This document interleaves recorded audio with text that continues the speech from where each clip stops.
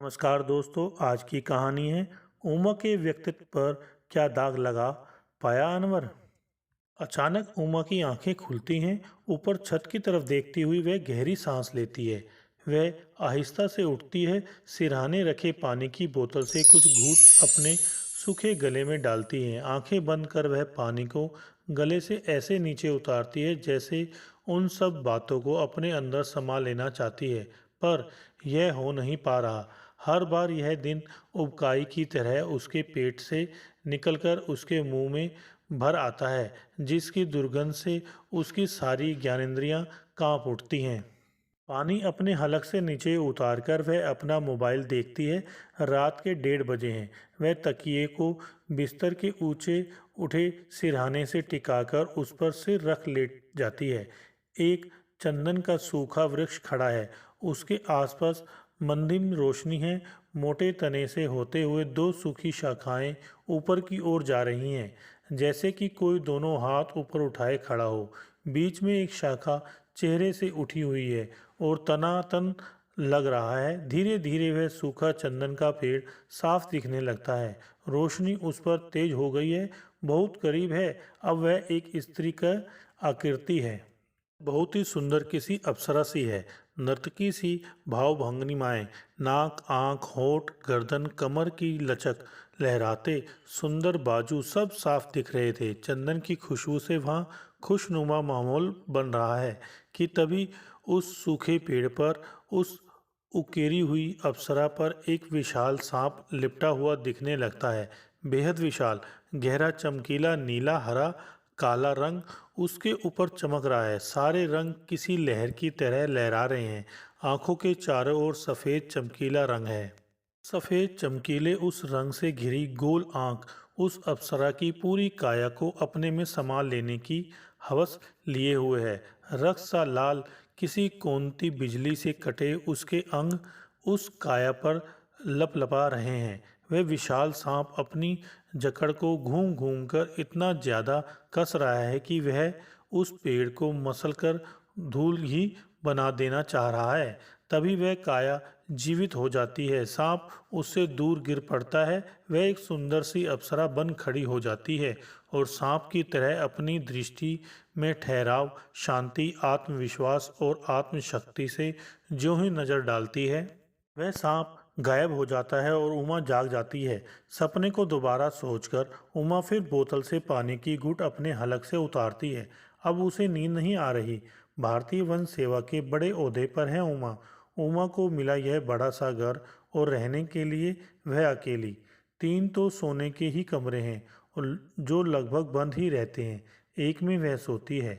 उमा उठकर बाहर के कमरे में आ जाती है।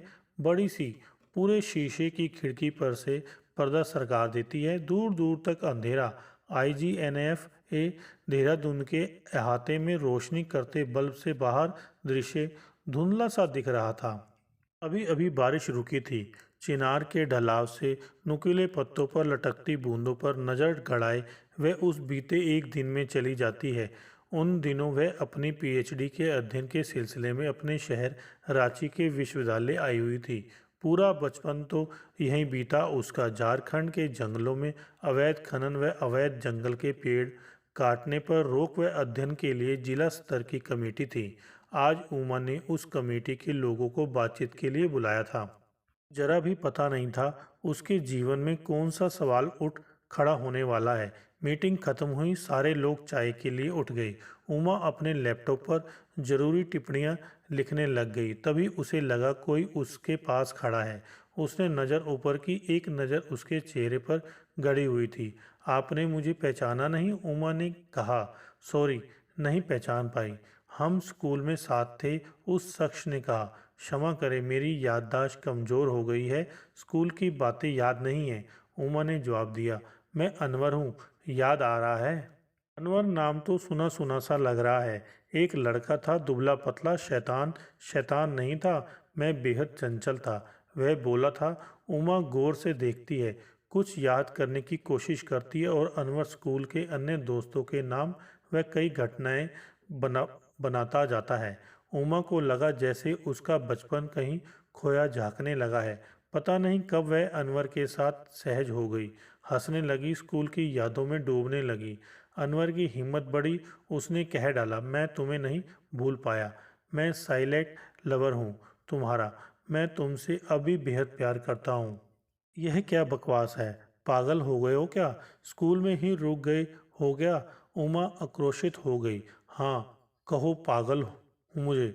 मैं उस समय तुम्हें अपने प्यार के बारे में ना बता सका, पर आज मैं इस मिले मौके को नहीं गंवाना चाहता। I love you Uma. तुम पहले भी सुंदर थी, अब भला की खूबसूरत हो गई हो।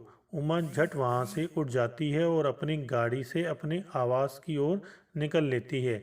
आई लव यू उसके कानों में मस्तिष्क में रह रहकर गूंज रहा था। कभी यह एहसास अच्छा लगता तो कभी वह इसे परे झटक देती। फोन की घंटी से उसकी नींद खुलती है। अनवर का फोन है, वह उस पर ध्यान नहीं देती, फिर घंटी की तरफ देखती है। सुबह के 6 बज गए हैं। इतनी सुबह अनवर ने रिंग किया।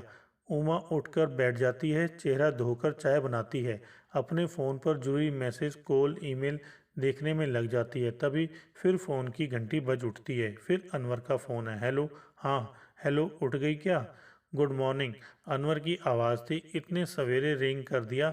उमा बोली। हाँ, क्या करूँ, रात को मुझे नींद नहीं आई, तुम्हारे बारे में ही सोचता रहा। अनवर बोला, अभी बहुत काम है, बाद में बात करती हूँ। उमा ने फ़ोन काट दिया। आधे घंटे बाद फिर अनवर का फ़ोन आया।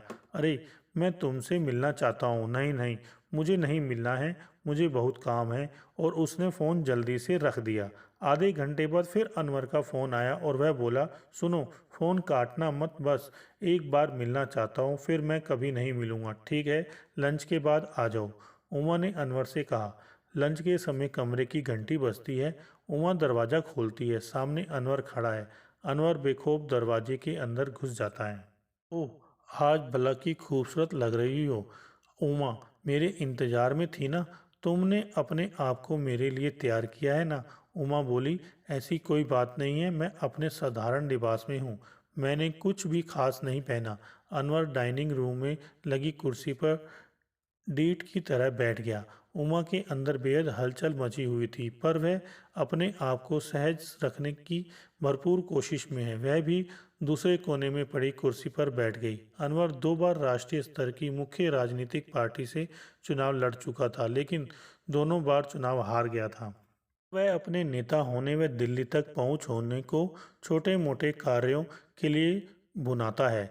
उसके पास कई ठेके के काम हैं। बातचीत वह हुलिया देखकर लग रहा था कि वह अमीरी की जिंदगी जी रहा है। अनवर की पूरी शख्सियत से उमा डरी हुई थी। उमा, मैं तुमसे बहुत ही बातें करना चाहता हूँ। मैं तुमसे अपने दिल की सारी बातें बताना चाहता हूँ। आओ ना, थोड़ा करीब तो बैठो प्लीज़। अनवर अपनी कुर्सी उसके करीब सरकाकर कहता है, तुम भरपूर औरत हो। अचानक उमा का बदन जैसे सिहर उठा। अनवर ने उसका हाथ दबा लिया था। अनवर की आंखें गिद्ध की तरह उमा के चेहरे को टटोलने की कोशिश कर रही थी। उमा ने झटके से अपना हाथ खींच लिया। मैं चाय बनाकर लाती हूँ, कहकर उमा उठने को हुई तो अनवर बोल उठा, नहीं नहीं, तुम यहीं बैठो ना। उमा पास रखी इलेक्ट्रिक केतली में चाय तैयार करने लगी। तभी उमा को अपने गले पर गर्म सांसों का एहसास हुआ। वह थोड़ी दूर जाकर खड़ी हो गई। क्या हुआ, तुमने शादी नहीं की? पर तुम्हें चाहत तो होती होगी ना? अनवर ने जानना चाहा। कैसी बकवास कर रहे हो तुम? उमा खींच कर बोली, हम कोई बच्चे थोड़े हैं अब, बकवास तो तुम कर रही हो। अनवर भी चुप नहीं हुआ और उसके होंठ उमा के अंगों को छूने लगे। उमा फिर दूर चली गई। अनवर, बहुत हुआ, बस करो, मुझे यह सब पसंद नहीं है। उमा ने संजीदगी से कहा, एक मौका दो मुझे उमा। क्या हो गया तुम्हें, अच्छा नहीं लगा क्या? मैं तुमसे प्यार करता हूँ, सुनो तो, तुम खुलकर मेरे साथ आओ। उसने उमा को गोद में उठा लिया। अनवर की गोद में कुछ पल के लिए उसकी आंखें बंद हो गई। ने उसे बिस्तर पर लेटा दिया और उस पर हावी होने लगा। तभी बिजली के झटके की तरह उमा उसे लिपटकर दूर खड़ी हो गई। अभी निकलो यहाँ से, उमा बोल उठी। अनवर हारे हुए शिकारी सा उसे देखता रह गया। उमा बोली, मैं कह रही हूँ तुम अभी जाओ यहाँ से। अनवर ना कुछ बोला और ना ही वहाँ से गया। तो उमा ने कहा, मैं यहाँ किसी तरह का हंगामा नहीं करना चाहती, तुम बस यहाँ से चले जाओ। अनवर ने अपना रुमाल निकाला और चेहरे पर आए पसीने को पोंछते हुए कुछ कहे बिना वहाँ से निकल गया। दरवाज़ा बंद कर डर से कांप उठी, सारे आंसू गले में अटक कर रह गए। अपने अंदर छिपी इस कमजोरी को उसने पहली बार इस तरह सामने आते देखा। उसे बहुत मुश्किल से उस रात नींद आई। फ़ोन की घंटी से उसकी नींद खुली। फ़ोन अनवर का था। मैं बहुत बेचैन हूँ, मुझे माफ़ कर दो। उमा ने फ़ोन काट कर उसका नंबर ब्लॉक कर दिया। फिर दोबारा एक अनजान नंबर से फ़ोन आया। यह भी अनवर की ही आवाज़ थी। मुझे माफ़ कर दो उमा, मैं तुम्हारी दोस्ती नहीं खोना चाहता। उमा ने फिर फ़ोन काट दिया। वह बहुत डर गई थी। उमा ने सोचा कि उसके वापस जाने में 2 दिन बाकी हैं। वह बेचैन हो गई। किसी तरह वह खुद को संयत कर पाई। कई महीने बीत गए। वह अपने कामों में इतनी व्यस्त रही कि एक बार भी उसे कुछ याद नहीं आया। हल्की याद की आई तो यही कि वह जंग जीत गई है। एक दिन अचानक एक फ़ोन आया। उस तरफ अनवर था। सुनो, मेरा फ़ोन मत काटना और ना ही ब्लॉक करना। मैं तुम्हारे बिना जी नहीं पा रहा। बताओ ना तुम कहाँ हो, मैं तुमसे मिलना चाहता हूँ। मैं मर रहा हूँ, मुझे बचा लो। यह किस तरह का पागलपन है। मैं तुमसे ना तो बात करना चाहती हूँ और ना ही मिलना चाहती हूँ। उमा ने साफ कहा। अरे जाने दो, भाव दिखा रही है। अकेली औरत शादी क्यों नहीं की? मुझे नहीं पता क्या? 900 चूहे खाकर बिल्ली हज को चली। मज़े ले लेकर अब मेरे सामने सती सवित्री बनती हो। तुम्हें क्या चाहिए, मैं सब देने को तैयार हूँ। अनवर अपनी औकात पर उतर आया था। ऐसा लगा जैसे किसी ने खोलता लावा उमा के कानों में उड़ेल दिया हो। उसने फ़ोन काट दिया और इस नंबर को भी ब्लॉक कर दिया। परिणाम बस उस एक पल का था जब वह पहली बार में ही कड़ा कदम ना उठा सकी थी। इस बात को बीते 4 साल हो गए हैं। अनवर का फ़ोन फिर कभी नहीं आया। उमा ने अपना नंबर बदल लिया था, पर आज भी यह सपना कहीं ना कहीं घाव रिश्ता है। दर्द होता है, कहते कि समय हर घाव भर देता है, पर उमा देख रही है कि उसके जख्म रह रहकर टिस उठते हैं। हेलो दोस्तों, अगर आपको हमारी ये वीडियो अच्छी लगी हो तो लाइक करें, शेयर करें और कमेंट्स करके बताएं कि हमारी ये वीडियो आपको कैसी लगी। साथ में चैनल को सब्सक्राइब करके बेल आइकन जरूर दबाएं।